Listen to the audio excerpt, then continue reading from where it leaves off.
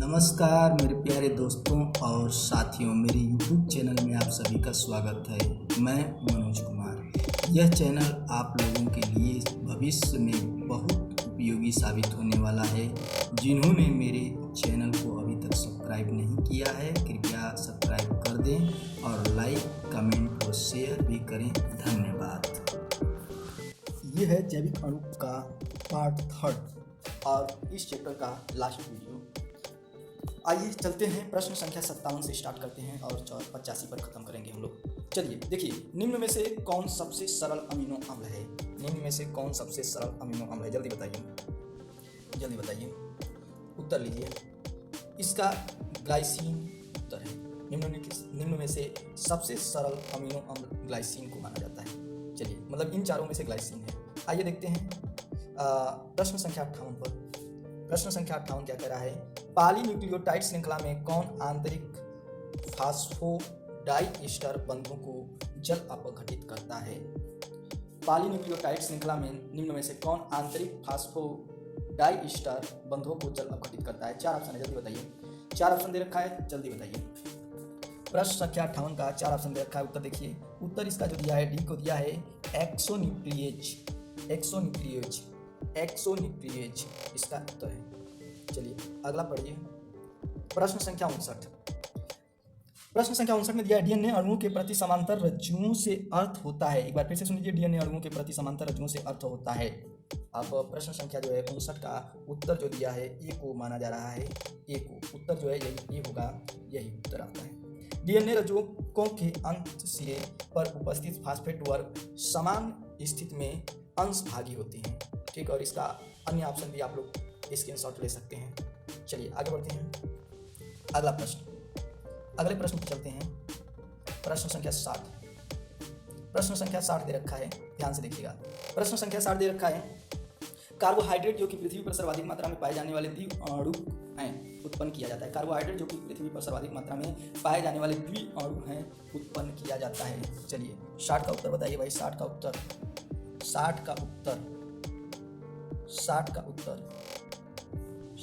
जो दे रखा है, यहां से आते हैं। 60 का उत्तर ए होगा। 60 का उत्तर जो दे रखा है, कुछ जीवाणु शैवाल व हरी पादप कोशिकाओं में। ठीक, अगला चलते हैं प्रश्न संख्या आगे, अगले पर। 60 के बाद 61, प्रश्न संख्या 61 पर। हमारे शरीर में एंटीबॉडीज प्रतिविषयों से कॉम्प्लेक्स होती हैं। हमारे शरीर में एंटीबॉडीज कॉम्प्लेक्स होती हैं। चलिए बताइए जल्दी से। 4 ऑप्शन दिया है इसका, 61 का जो है 4 ऑप्शन दिया है। चलिए आइए देखते हैं उत्तर का, ग्लाइकोप्रोटीन्स का। 61 का सी ऑप्शन दिया है, ग्लाइकोप्रोटीन्स का। चलिए आगे चलते हैं, अगला प्रश्न। प्रश्न संख्या 62। प्रश्न संख्या 62, ध्यान से पढ़िएगा इसको। ये दिया है, एक कार्बनिक पदार्थ जो एंजाइमों से जुड़ा होता है वह इसकी सक्रियता के लिए आवश्यक होता है, कहलाता है। एक बार फिर से सुन लीजिए, एक कार्बनिक पदार्थ जो एंजाइमों से जुड़ा होता है वो इसकी सक्रियता के लिए आवश्यक होता है, कहलाता है। ठीक है, 4 ऑप्शन दिया है, जल्दी बताइए। प्रश्न संख्या 62 का, चलिए उत्तर लीजिए। प्रश्न संख्या 62 का ए ऑप्शन है, होलो एंजाइम्स। प्रश्न संख्या 62 का ए उत्तर जो है होलो एंजाइम्स दिया है इसका। चलिए प्रश्न संख्या 63 पर चलते हैं। प्रश्न संख्या 63 दे रखा है। प्रश्न संख्या 63, प्रत्येक सजीव जीवधारी का लगभग 98% संहित मात्रा 6 तत्वों से बनी होती है, जिनमें से आते हैं कार्बन, हाइड्रोजन, नाइट्रोजन, ऑक्सीजन और। ठीक, तो इसमें से चॉइस करना है। एक बार फिर से सुन लीजिए, प्रत्येक सजीव जीवधारी की लगभग 98% संहित मात्रा 6 तत्वों की बनी होती है, जिनमें से आते हैं कार्बन, हाइड्रोजन, नाइट्रोजन, ऑक्सीजन और इन दोनों में से, मतलब इन 4 ऑप्शन में से एक ऑप्शन पर। चलिए 63 का लीजिए उत्तर। 63 का उत्तर जो दे रखा है, डी को दे रखा है, कैल्शियम तथा फास्फोरस, जो कि हड्डियों को मजबूत करने में सहायक होता है, हड्डियों को निर्मित करने में सहायक होता है, हड्डियों को मजबूत बनाने में सहायक होता है। ठीक, आगे चलते हैं और 64 पर। क्वेश्चन नंबर 64, आधुनिक डिटर्जेंटों में निम्नलिखित में से किसकी एंजाइम्स निर्मितियां मौजूद होती हैं? आधुनिक डिटर्जेंटों में निम्नलिखित में से किसकी एंजाइम्स निर्मितियां मौजूद होती हैं? 64 का ऑप्शन जल्दी बताइए। 64 का ऑप्शन तो ये दिखा है, क्षारक रागियों की इसका उत्तर है, क्षारक रागियों की। चलिए आगे चलते हैं। 65 क्वेश्चन 65 दे रखा है भाई। देखिए सोडियम पॉलिटी जैसे वाहक आयन किस प्रकार के पदार्थों के अवशोषण को सुगम कर देते हैं सॉरी Na पॉजिटिव जैसे वाहक आयन किस प्रकार के पदार्थों के अवशोषण को सुगम कर देते हैं। 65 का उत्तर जल्दी बताइए। चलिए 4 ऑप्शन नीचे दिया गया है, चारों ऑप्शनों में उत्तर बताइए फटाक से। चलिए लीजिए उत्तर, एमिनो अम्ल तथा ग्लूकोज। चलिए आगे चलते हैं। क्वेश्चन नंबर 66 क्वेश्चन नंबर दिया है, एंजाइमों से संबंधित नीचे दिए जा रहे कथनों में से 3 कथन सही है और 1 गलत है, बताइए गलत कथन कौन सा है। ठीक है, तो 3 कथन सही है और गलत को बताना है भाई। चलो आओ देखते हैं। ये दे रखा है 4 ऑप्शन, तो थोड़ा सा हम छोटा कर देते हैं ताकि आप हमको आसानी से दिखे। देखिए 4 ऑप्शन है, इसमें से 1 सही, मतलब 3 सही और 1 गलत है। जो गलत है वही सही रहेगा हम लोगों का। ठीक है, तो ये प्रश्न संख्या 66 है।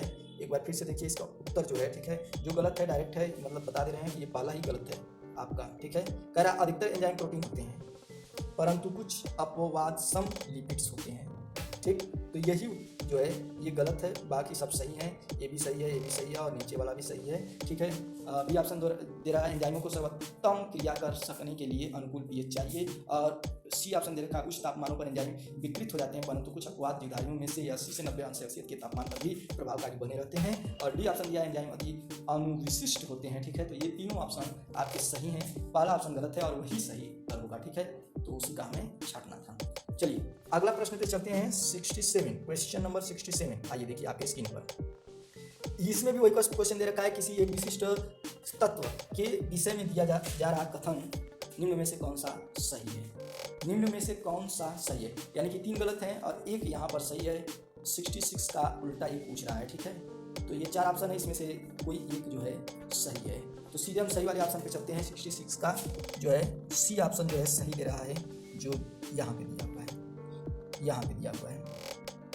ठीक, वह जीन जिसका संबंध इंसुलिन के उत्पाद से है शरीर की प्रत्येक कोशिका में होती है। वह जीन जिसका संबंध इंसुलिन के उत्पाद से है शरीर की प्रत्येक कोशिका में होती है। ठीक है, तो ये था आपका 67 का उत्तर। चलिए 68 पर चलते हैं। क्वेश्चन नंबर 68 दिया है, नीचे दिए जा रहे हैं कार्बनिक यौगिकों की संरचनात्मक सूत्र में से निम्न में से कौन सा अपने संबंध प्रक्रिया के साथ सही पहचाना गया है। ठीक है, तो ये देख लीजिए। इसके बाद ये ऑप्शन 2 दे रखा है 68 का जो है, सीधे चलते हैं। देखिए ये ए वाला भी दिया है, ये बी वाला भी दिया है ऑप्शन। ये कह रहा है कि मतलब ये 2 चीज़ दे रखा है, ए और बी कथन। ठीक है, और यहाँ पे 4 ऑप्शन बना रहा है। अब इन 4 ऑप्शन में कौन सा ऑप्शन सही होगा। 68 का जो है ये उत्तर दे रखा है, उत्तर ये दे रखा है इसका, बी वाला ऑप्शन सही दे रहा है। ये जो है लेसिथिन कोशिका झिल्ली का एक घटक है, लेसिथिन कोशिका झिल्ली का एक घटक है। ठीक, ये उत्तर है इसका। चलिए आगे चलते हैं प्रश्न संख्या 69 पर। प्रश्न संख्या 69 पर चलते हैं।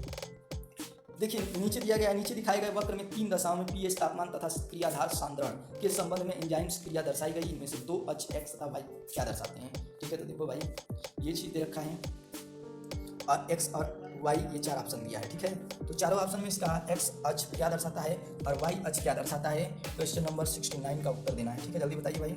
69 का ऑप्शन जो है बी को दे रखा है। बी जो है तापमान, एक्स अक्ष जो है तापमान और वाई अक्ष एंजाइम सक्रियता को। एक्स अक्ष जो है तापमान को और वाई अक्ष जो है एंजाइम सक्रियता को दर्शाता है। ठीक है, तो इधर जो होगा ध्यान से देखिएगा, इधर ये वाई अक्ष है और ये एक्स अक्ष है। ठीक, तो ये क्या कह रहा है कि एक्स अक्ष पे तापमान, तो यहाँ पे जो है इधर तापमान दिखाई देगा, इधर जो है तापमान और इधर जो है एंजाइम, ये जो हिस्सा है एंजाइम सक्रियता को दर्शाएगा। आगे चलते हैं अगला प्रश्न पर। अगले प्रश्न पे चलते हैं। प्रश्न संख्या 70 पर नीचे दिए जा रहे आरेखीय निरूपण में संजीव ऊतकों में पाए जाने वाले एक प्रकार के छोटे आणविक भार वाले कार्बनिक यौगिकों की एक श्रेणी निरूपित की गई है। दिखाई गई श्रेणी को पहचानिए एवं उसके भीतर एक्स लिखा गया घटक क्या है वह भी पहचानिए। ठीक, इतना दे रखा है, इतना सारा दे रखा है। चलो आओ देखते हैं। ये आपका दिया हुआ है श्रेणी दिया हुआ है, घटक दिया हुआ है, श्रेणी और घटक। तो इसमें से प्रश्न संख्या 70 का कौन सा ऑप्शन है जल्दी बताइए। इसका ऑप्शन जो है ये डी को दे रखा है, डी को। न्यूक्लियोटाइड्स, श्रेणी जो है न्यूक्लियोटाइड्स की है और घटक जो है यूरेसिल, घटक इसका जो है यूरेसिल है और श्रेणी जो है न्यूक्लियोटाइड्स की है। चलिए आगे चलते हैं। प्रश्न संख्या 71। प्रश्न संख्या 71। नीचे दिए गए 1 से 4 में दिए जा रहे संरचनात्मक सूत्र में से वह कौन सा एक सूत्र है जिनमें मूलभूत इम्यूनो अम्ल को सही प्रदर्शित किया गया है? ठीक, आइए देखते हैं। मूलभूत इम्यूनो अम्ल को सही प्रदर्शित किया गया, ये 4 दे रखा है और इनमें से कोई एक ऐसा है कि जिनमें मूलभूत इम्यूनो अम्ल को सही प्रदर्शित किया गया होगा। ठीक, तो इम्यूनो अम्ल को आगे देखते हैं कौन सा है इसमें से। A3, 4 और 1 और 2 ये दिया है, A3, C1, B4 और C2। चलिए प्रश्न संख्या 71 का बी ऑप्शन दिया है जो 4 है। ठीक है, जो ये बी ऑप्शन दे रखा है भाई, रुक जाओ मेरे, ये दे रखा है 4 वाले को। ठीक है, तो 4 वाला इसमें कौन सा है? ये वाला जो हिस्सा है, ये 4 वाला हिस्सा है। ठीक, इसको सही माना जा रहा है, इसको क्या है? सही माना जा रहा है। चलिए आगे चलते हैं। अब आ जाते हैं 72 पर। निम्नलिखित में से दिए गए किस जैविक अणु को सही विशिष्टता दी गई है? निम्नलिखित में से किस एक जैविक अणु को सही विशिष्टता दी गई है? ठीक है, तो ये है, उत्तर सुन लीजिए। ये पहला ही दिया गया है लेसिथिन कोशिका झिल्ली में पाया जाने वाला एक फास्फोरिलिक ग्लिसराइड है। ठीक है, चलो ये देखो आप, लेसिथिन कोशिका झिल्ली में पाया जाने वाला एक फास्फोरिलिक ग्लिसराइड है। ठीक, आगे चलते हैं। प्रश्न संख्या 73। फास्फोग्लिसराइड सदैव बने होते हैं, फास्फोग्लिसराइड सदैव बने होते हैं, तो इसका ऑप्शन जो है बी उत्तर है। B is the right answer of this question. Glyceride अणु से एस्टरीकृत एक संतृप्त या असंतृप्त वसा अम्ल जिसमें फास्फेट समूह भी संयोजित रहता है। ठीक, चलिए ये तो 3 हो गया। 74 पर चलते हैं। Question number 74। क्वेश्चन नंबर 74 पर आइए, देखिए ये दे रखा है अनेक एंजाइमों की आवश्यक रासायनिक घटक क्या हैं? अनेक एंजाइमों के आवश्यक रासायनिक घटक क्या हैं? जल्दी से बताइए। 74 का ऑप्शन लीजिए। C option is the right answer, vitamin होता है। C is the right answer, vitamin. चलिए 75 पर चलते हैं। 75 दिया है, एक एंजाइमी अभिक्रिया के दौरान बनी पदार्थ की परिवर्ती अवस्था रचना है। एक एंजाइमी अभिक्रिया के दौरान बनी पदार्थ की परिवर्ती अवस्था रचना है। जल्दी से बताइए 75 का क्वेश्चन कौन सा होगा? उत्तर कौन सा होगा? 75 का उत्तर जो है बी है, क्षणिक और अस्थिर। क्षणिक और अस्थिर। एक एंजाइम अभिक्रिया के दौरान बनी पदार्थ की परिवर्ती अवस्था रचना है। क्षणिक और अस्थिर, क्षणिक और अस्थिर। अगला प्रश्न, अगले प्रश्न पे चलते हैं पूरे जोश के साथ। आइए देखते हैं 76 पर। 76 क्या कह रहा है? सबसे प्रचुर अंतराकोशिका धनायन कौन सा है? सबसे प्रचुर अंतराकोशिका धनायन कौन सा है? जल्दी बताइए 76 का उत्तर। 76 का उत्तर जो है जल्दी बताइए। तो लीजिए, इसका उत्तर जो है पोटेशियम पॉजिटिव। ठीक, सबसे प्रचुर अंतराकोशिका धनायन है। आगे चलते हैं 77। क्वेश्चन 77। काइटिन महाअणु, काइटिन महाअणु। चलिए बताइए इसका उत्तर। इसका उत्तर सुनिए, इसका उत्तर जो दिया है डी ऑप्शन है, नाइट्रोजनी पॉलीसैकेराइड है। नाइट्रोजनी पॉलीसैकेराइड इसका उत्तर दिया है। काइटिन महाअणु नाइट्रोजनी पॉलीसैकेराइड है। ठीक है, चलिए आगे चलते हैं 78 पर। इसमें से एंजाइम सक्रिया के संदर्भ में उस विकल्प को चयन कीजिए जो गलत है। भाई 3 सही है और 1 गलत है। कौन सा है भाई? चलो गलत को ही डायरेक्ट बता देते हैं। 78 प्रश्न है और बी जो है गलत है और वही ऑप्शन जो है सही है। बी जो है गलत है। ठीक है, बी जो दिया है, बहुत सा सक्सिनेट डालने से सक्सिनिक डिहाइड्रोजनेज का मेलोनेट द्वारा संगमन खत्म नहीं होता। अच्छा, ये दिया है क्रियाधार एंजाइम के सक्रिय स्थल से जुड़ा रहता है, ये सही है। सी ऑप्शन दे रखा है, एक प्रतिस्पर्धात्मक सदन एंजाइम्स के उस स्थल से जुड़ता है जो क्रियाधार के जुड़ने का स्थल के भिन्न है, ये भी सही है। D option malonate succinic dehydrogenase का एक प्रतिस्पर्धात्मक संदमन है। ठीक है, तो ये चीज़ है, लेकिन B option is the wrong answer, मतलब गलत है और यही आपका सही उत्तर बनेगा। यही आपका सही उत्तर बनेगा। चलिए आगे चलते हैं। अगला प्रश्न 79 पर, आइए 79 को देखते हैं। प्रश्न संख्या 79, निम्नलिखित जैव अणुओं में से किस में फास्फोडाइएस्टर बंध होता है? एक बार फिर से सुनिए, निम्नलिखित जैव अणुओं में से किस में फास्फोडाइएस्टर बंध होता है? जल्दी बताइए। 79 का ऑप्शन, जल्दी चूज कीजिए, नहीं तो हम चूज कर देंगे, ठीक है। चलिए, C option is the right answer.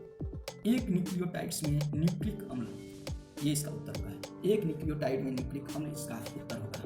आगे चलते हैं, क्वेश्चन संख्या 80। क्वेश्चन संख्या 80 को पढ़ते हैं। पादपों में टीडीएनए के प्रवेश से क्या होता है? पादपों में टीडीएनए के प्रवेश से क्या होता है? ठीक, प्रश्न संख्या 80। चलिए, इसका उत्तर सुन लीजिए ध्यान से, डायरेक्ट उत्तर पर चलते हैं। इसका उत्तर जो है डी उत्तर इसका सही है। पादप में एग्रोबैक्टीरियम ट्यूमिफेसियंस द्वारा संक्रमण होता है। पादप में एग्रोबैक्टीरियम ट्यूमिफेसियंस द्वारा संक्रमण होता है। चलो अगला प्रश्न चलते हैं। प्रश्न संख्या 81। प्रश्न संख्या 81, मानव इंसुलिन के दो पॉलीपेप्टाइड आपस में किसके द्वारा संयोजित होते हैं? मानव इंसुलिन के दो पॉलीपेप्टाइड आपस में किसके द्वारा संयोजित होते हैं? चलिए उत्तर बताइए 81 का। उत्तर इसका है डाइसल्फाइड सेतु। डाइसल्फाइड सेतु, मानव इंसुलिन के दो पॉलीपेप्टाइड आपस में किसके द्वारा संयोजित होते हैं? डाइसल्फाइड सेतु के द्वारा। चलिए 82 पर चलते हैं। 82 क्या कह रहा है, ध्यान से सुनेंगे। 82 कह रहा है कि लैक प्रचालक की अभिव्यक्ति के लिए निम्नलिखित में से कौन सा एक प्रेरक के रूप में कार्य करने के लिए आवश्यक होगा? एक बार फिर से सुन लीजिए। लैक प्रचालक की अभिव्यक्ति के लिए निम्नलिखित में से कौन सा एक प्रेरक के रूप में कार्य करने के लिए आवश्यक होगा? चलिए जल्दी बताइए भाई, 4 ऑप्शन दे रखा है, 4 ऑप्शन दे रखा है। 82 का उत्तर, चलिए सुनिए इधर से उत्तर। इसका सी जो है आंसर होगा लैक्टोज। लैक्टोज इसका उत्तर होगा, ठीक है। लैक प्रचालक में अभिव्यक्ति के लिए निम्नलिखित में से कौन सा एक प्रेरक के रूप में कार्य करने के लिए आवश्यक होता है? लैक्टोज। लैक्टोज। अगला प्रश्न 83 कह रहा है अमीनो अम्ल ट्रिप्टोफैन किसके संश्लेषण के लिए पूर्वगामी होता है? अमीनो अम्ल ट्रिप्टोफैन किसके संश्लेषण के लिए पूर्वगामी होता है? अमीनो अम्ल ट्रिप्टोफैन किसके संश्लेषण के लिए पूर्वगामी होता है, ठीक है। तो इसका 83 का जो उत्तर होगा, ये उत्तर होगा, ये इसका उत्तर दे रखा है, ये इसका उत्तर दे रखा है मेलाटोनिन और सेरोटोनिन। मेलाटोनिन और सेरोटोनिन इसका उत्तर है, मेलाटोनिन और सेरोटोनिन। चलिए अगले प्रश्न पे चलते हैं। प्रश्न संख्या 84, निम्न में से कौन सा कथन गलत है? 3 तो सही हैं, 1 गलत है। चलिए ठीक है, उत्तर पे चलते हैं। डी गलत है इसका, बाकी 3 सही हैं। सुक्रोज एक डाइसैकेराइड है, सही है। सेल्यूलोज एक पॉलीसेकेराइड है, ये भी सही है। यूरेसिल एक पिरिमिडीन है, ये भी सही है। और यही गलत है, और जो गलत है वही सही है। ठीक, ग्लाइकेसिन एक सल्फरयुक्त अमीनो अम्ल है, ये गलत है। ठीक, और यही ऑप्शन जो है 84 के लिए सही साबित है। आगे चलते हैं मेरे भाई। और इस वीडियो का और इस चैप्टर का लास्ट क्वेश्चन 85, ध्यान से सुनिएगा। कह रहा है कि एक प्रारूपिक वसा अणु किसका बना होता है? एक प्रारूपिक वसा अणु किसका बना होता है? फिर से देखिए, 4 ऑप्शन अब देखिए, ठीक, चारों ऑप्शन ध्यान से देखिए। चलिए उत्तर बताइए फटाक से। इसका उत्तर जो है बिना समय गवाए हम बता दे रहे हैं। इसका उत्तर जो होगा बी होगा, एक ग्लिसरॉल अणु और 3 वसा अम्ल अणुओं का। ठीक, एक प्रारूपिक वसा अणु एक ग्लिसरॉल अणु और 3 वसा अणुओं का बना होता है। ठीक, और यही लास्ट क्वेश्चन था। अब जैविक अणु के जो 85 क्वेश्चन हैं, मोस्ट इंपॉर्टेंट 85 क्वेश्चन जो थे आज कंप्लीट करा दिया गया है। ठीक है, तब तक अब हम मिलेंगे अगले वीडियो में। तब तक के लिए दीजिए मनोज को इजाजत।